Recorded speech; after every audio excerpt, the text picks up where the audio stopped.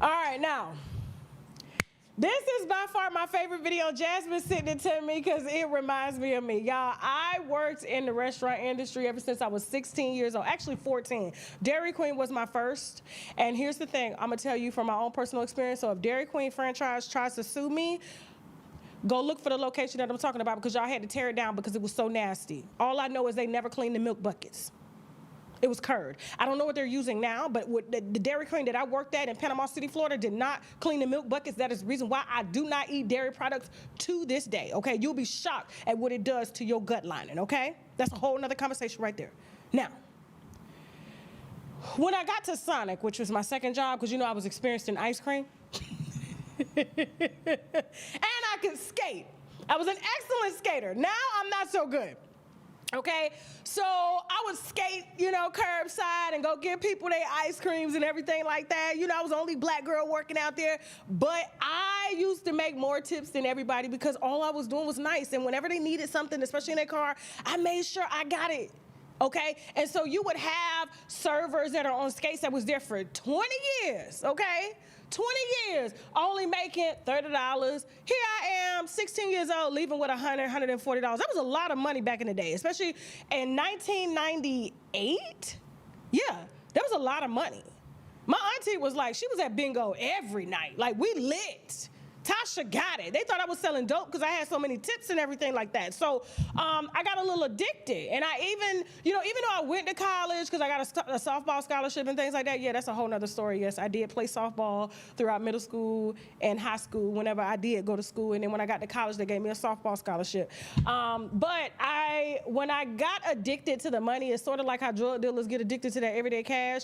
I got addicted to that everyday cash. And when they was telling me how much nurses was making when I was in college, I was just like, well, I could go to school to be a nurse, or I could go make just as much as them serving. And I would work Thursday, Friday, Saturdays, maybe Sunday, sometimes Monday. It depends on how slow it is. I always made sure my customer service skills were great.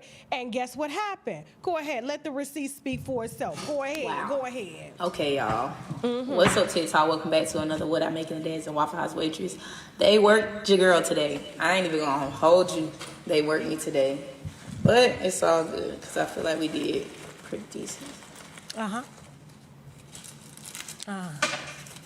right, so it's Sunday, it's 3:16. I got off probably like 30, 45 minutes ago. But I'm going to straighten this up and then we're going to do a count up. We're going to let her do her thing. Waffle House. Shout out to the Waffle House, by the way.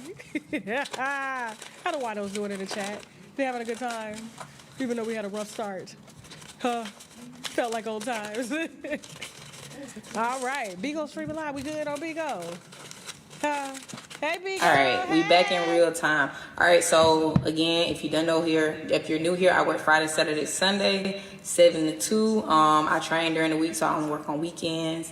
But yeah, 1, 20, 40, 60, 82, 20, 40, 60, 83, 10, 15, 25, 30, 31, 32, 33, 34, 35, 36, 37, 38, 39, 40, 41, 42, 43, 44, 344. On a Sunday, I was in 3. I had 3 booths, 2 small booths and 1 big booth.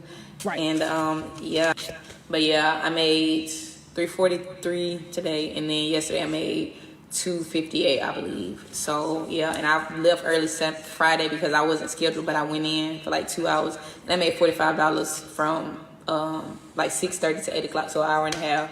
So 45 Friday, 258 yesterday, and then today the 343. So a solid freaking weekend, honestly.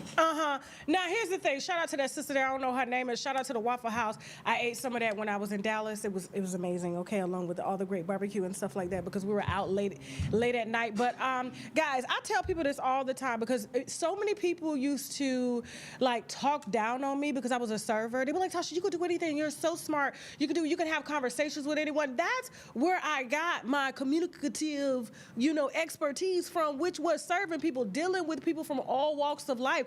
And then, you never know. It could be the person that you don't even think that would tip you $100, $500, $1,000. Imagine if she would have worked 7 a.m. to 10 p.m. She would have left with like $600, $700 for one day serving at the Waffle House. But a lot of people like to disrespect people in the service industry and call them beneath them, treat them like they beneath you and everything. The whole time they making your check in a day. So all I'm saying is, I tell everybody this, even my daughter, you want cash every day, you don't want to wait for it, because it was hard for me to take this here serious. That check had to be better than that check, because my husband combined him and I together with him being a manager. I refused being a manager because I just liked talking to people and them tipping me what he would make on a salary. You know what I'm saying? We would clear $200K together. $200K together. Living in the hood, we kept them bills low, bro. We had cash, okay? Let me tell you something. That's one thing me and my husband do. We average savers. We always lived off the cheapest person. So we typically, you know what I'm saying, either lived off of him, because I made more tips, you know what I'm saying? Don't tell him that. Don't tell him I said that. But yeah. The thing is, it's like, don't try to look down on service workers, okay? Because the whole time, if they're not happy about their positions, it's because they're not taking their positions serious. And so that typically reflects their service. And no, they're not making money because they don't know how to treat people, okay? And so people like her, you could tell, she running 3 booths, making sure they got all their coffee, getting them in, getting them out, making sure they ain't waiting on their food. You know what I'm saying? And Waffle House, I always hired them first when I was shift manager and had to hire, because they had the best memory. You would never wait on nothing. If you said you needed straws, coffee, orange juice, I guarantee you probably had all your food before you had your drinks. They was gonna make sure of that.